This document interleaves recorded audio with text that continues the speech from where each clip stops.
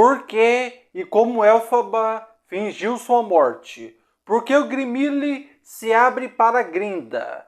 Para onde Elphaba e Fieiro vão? Qual a diferença do final de Wicked, parte 2, com o musical e o livro? Neste vídeo você vai entender em detalhes o final e saber o significado de Wicked, parte 2. Fala, Geeks! Por que e como Elphaba fingiu sua morte? Para entender o golpe de mestre de Elphaba, precisamos lembrar uma das crenças mais profundas do povo de Oz. A ideia de que água é mortal para ela.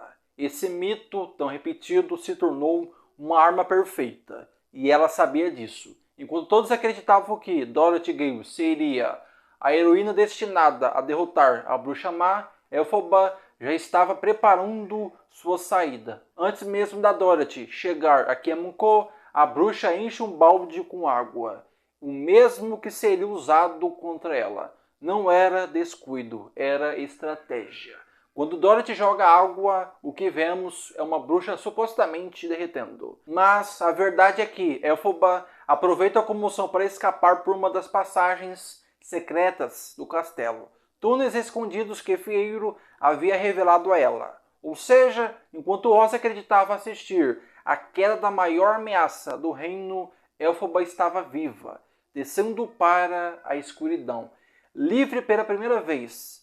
Pouca gente sabe, mas a fuga de Elphaba só funcionou porque ela não estava sozinha. Fieiro foi parte essencial do plano. Enquanto os soldados se aproximavam e o cerco apertava, foi ele que enviou Chisteri voando com uma mensagem urgente. Elphaba precisava desaparecer. E rápido. Avisos, rotas de fuga, o momento certo de agir.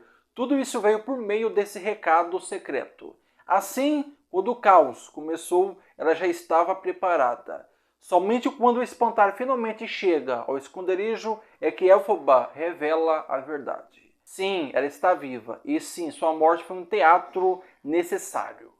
Por que ela fez isso? Mesmo com enorme poder, Elphaba carregava um fardo impossível.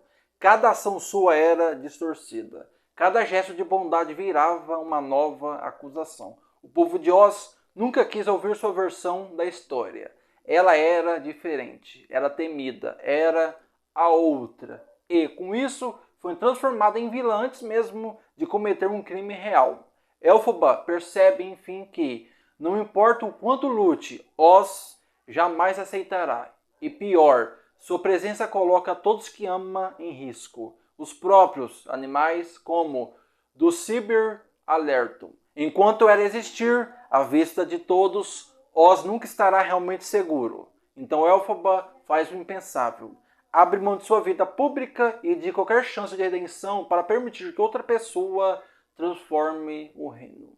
Com Elphaba fora do caminho, quem fica responsável por construir Oz? Grinda. Grinda tinha aquilo que Elphaba jamais teve. A confiança do povo, uma imagem pública impecável e o poder político para fazer mudanças. E mais do que isso, Grinda queria fazer o bem. Sua visão sobre o mundo havia mudado. Pela primeira vez, ela realmente enxergava além de sua bolha dourada e entendia a dor daqueles que viviam à margem. Os mesmos que Elphaba sempre protegeu. Ao desaparecer, Elphaba não apenas salva a própria vida. Ela abre espaço para que Grinda se torne a líder capaz de restaurar Oz ao que ele deveria ter sido. Por que o Grimili se abre para Grinda? A primeira teoria é também a mais emocionante. Grinda passou a maior parte da sua vida buscando reconhecimento, status e poder. Mas, ao longo da história, ela é quebrada e construída, e finalmente renasce como alguém verdadeiramente altruísta. Esse amadurecimento pode ser justamente o que desperta o livro. O Grimili, sendo um objeto mágico e consciente, poderia reconhecer essa mudança interna. Não se trata mais de vaidade ou ambição, mas de responsabilidade e compaixão. E é nesse exato momento, quando Grinda se torna digna, que o livro decide se revelar, como se dissesse: agora você está pronta. Segunda teoria, o livro responde aos desejos mais profundos de cada pessoa. Nos filmes da franquia Wicked, o Grimiri não é apenas um livro comum. Ele se abre sozinho, guiando seus leitores, revelando feitiços que se alinham com aquilo que cada pessoa busca. E se o que Grinda sempre quis, desde menina, fosse exatamente isso, ter a chance de fazer diferença de verdade. Não pelas aparências, não pela glória, mas pelo bem. Ao se tornar uma mulher boa, genuinamente boa, Grinda finalmente acessa aquilo que sempre esteve fora de alcance. O poder. Não o poder da magia, mas o poder do propósito. Talvez o livro apenas tenha reconhecido esse desejo honesto. Agora vamos à teoria mais poética e talvez a mais trágica. O Grimir pertenceu a Elphaba. Ele é parte dela, carrega sua energia, seus sentimentos e a marca de sua jornada. Então, e se a própria Elphaba quem fez o livro se abrir? Mesmo longe, mesmo escondida, mesmo não podendo aparecer, talvez ela tenha querido deixar um último sinal, uma mensagem silenciosa, mas cheia de afeto. Eu não abandonei você. Seria uma forma esperta e muito Elphaba de confortar Grinda sem quebrar a promessa de manter sua sobrevivência em segredo. Porém, isso levanta um dilema. Elphaba deixa claro para Fiyero que ninguém pode saber que eles ainda estão vivos, nem mesmo Grinda. Mas o laço entre as duas é tão profundo, tão indestrutível, que é difícil imaginar Elphaba não querer aliviar a dor da amiga, mesmo que discretamente. Talvez ela tenha cedido, talvez ela tenha deixado o livro falar por ela. Para onde Elphaba e Fiyero vão? Elphaba e Fiyero finalmente conseguem escapar das sombras de Oz e seguir seu próprio caminho. Mas, logo no último momento, somos levados a uma visão curiosa. Os dois caminhando por uma terra árida, ventosa e completamente desconhecida. E é aí que surge a grande pergunta. Para onde Elphaba e Fiyero foram?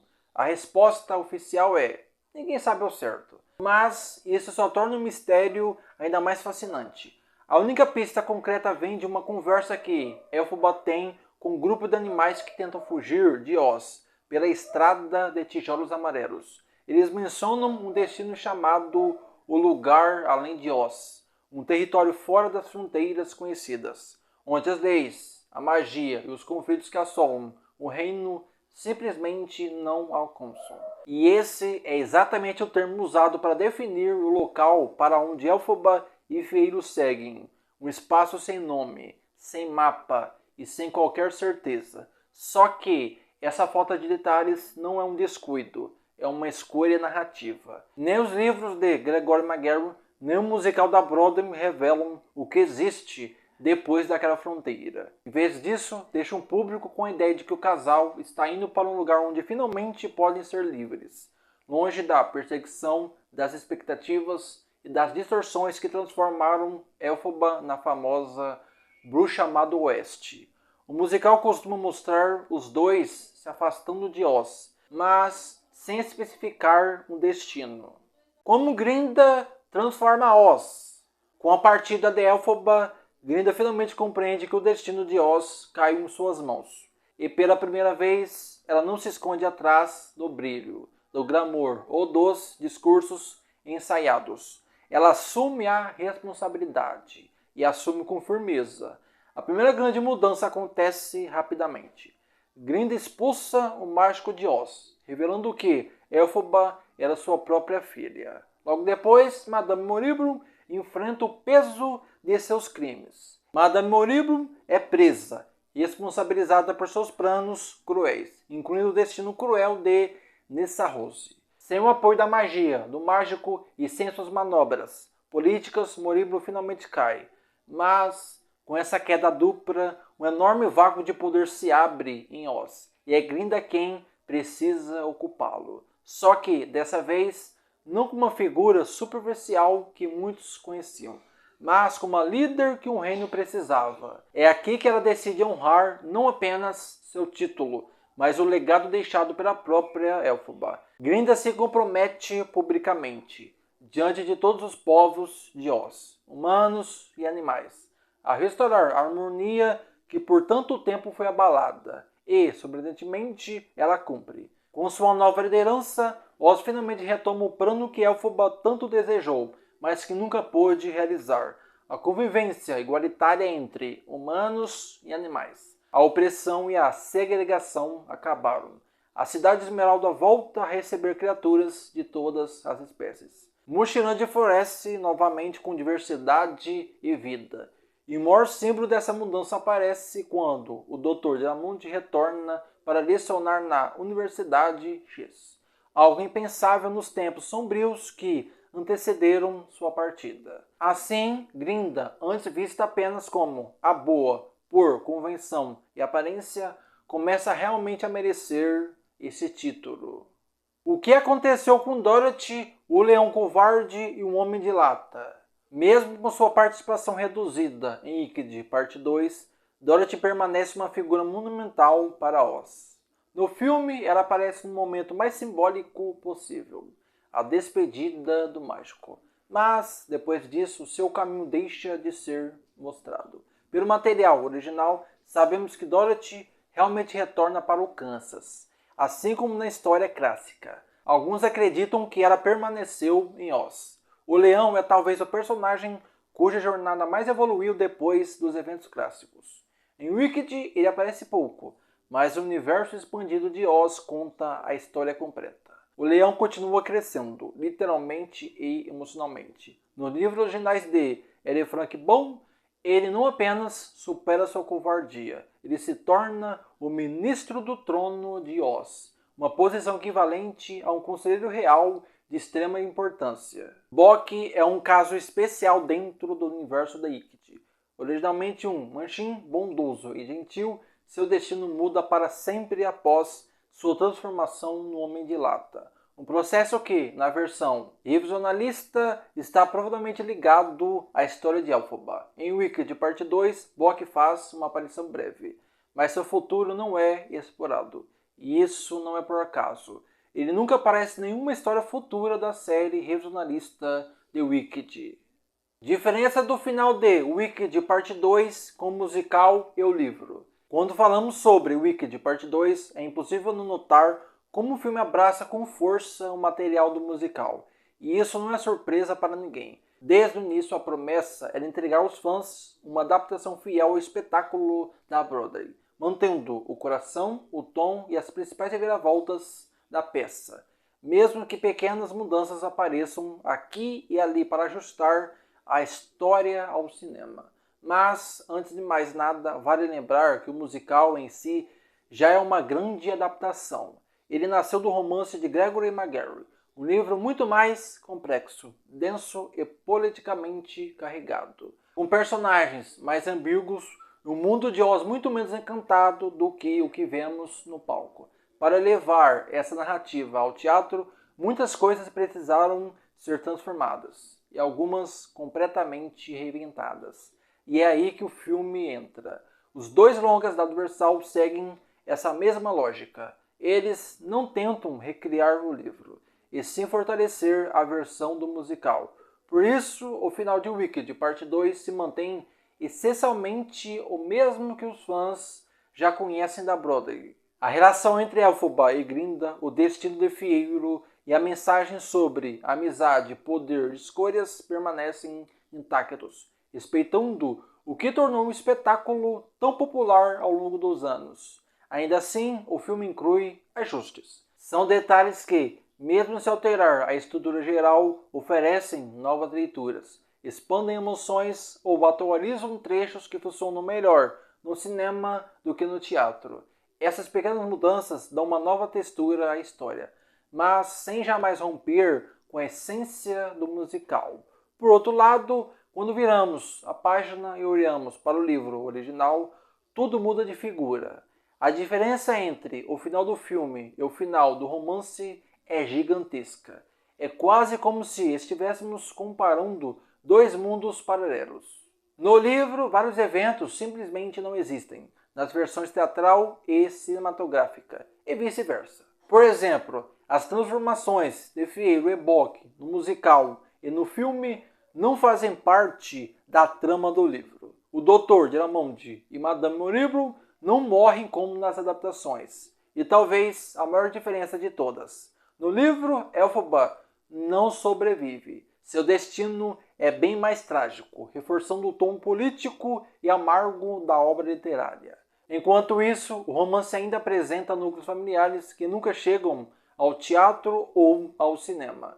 Elphaba e Fiyero têm um filho, algo totalmente ignorado nas adaptações. E o próprio Fiyero possui uma esposa e um filho, que simplesmente não existem no musical. Significado de Wicked Parte 2. Quando pensamos em Wicked, vem em mente a pergunta que moveu o primeiro filme. Será que alguém nasce vilão ou se torna? Mas Wicked Parte 2 vai além. Ele mergulha em um território ainda mais profundo. O que realmente significa ser bom? O que significa ser mal? E será que essas duas coisas são tão opostas quanto parecem? A continuação leva o conflito moral de Oz a um novo patamar. Aqui testemunhamos não apenas a construção de uma vilã, mas a desconstrução dos rótulos. O filme mostra até onde uma pessoa é capaz de ir para ser vista como heróica, mesmo que isso envolva distorcer a imagem de outra. Do mesmo modo, vemos personagens decidindo até onde estão dispostos a ir para proteger quem amam, mesmo que isso custe a própria reputação. E é exatamente aí que o Wicked Parte 2 se destaca. Ele revela como o conceito de bondade pode ser moldado, manipulado ou até mesmo ensinado. Em Oz, ser bom muitas vezes é uma questão de narrativa, não de verdade. Mas existe outro grande tema que move a história: o sentimento de pertencimento. Elphaba e Glinda são colocadas diante da mesma dúvida essencial. Oz é mesmo o lugar delas? Vale a pena lutar por esse mundo quebrado? Ou será que o verdadeiro lar é algo que precisa ser construído e não simplesmente encontrado? E esse dilema ganha forma não só em cenas emocionantes, mas também na música no Place Like Home, um dos novos destaques da trilha sonora. A canção expressa a busca de Elphaba por um canto no mundo em que não a rejeite pela sua diferença, mas que a acolha por quem ela é, com todas as suas falhas e forças. Por mais grandioso que seja o conflito de Oz, Wicked Parte 2 nunca perde de vista aquilo que sempre foi o coração dessa história: a amizade entre Elphaba e Glinda. A música For Good, que marcou a relação das duas no musical e agora inspira o título do filme, reflete exatamente isso. Ela fala sobre como certas pessoas entram em nossas vidas e nos moldam de forma definitiva, às vezes para melhor, às vezes de maneiras irreversíveis, mas sempre deixando uma marca. E no novo filme, vemos essa ideia se espalhar por toda a narrativa. A amizade entre Elphaba e Glinda é desafiada, colocada sob pressão e, ao mesmo tempo, fortalecida pelas escolhas que cada uma precisa fazer. Ambas percebem que crescer significa também aceitar que você vai mudar e que vai mudar os outros, para o bem ou para sempre. Agora me conta, o que você achou de Wicked Parte 2? O que você achou da conclusão do final de Wicked Parte 2? Comente e se inscreva no canal para entender cada lançamento que sair no cinema. Muito obrigado, até o próximo lançamento. Fui!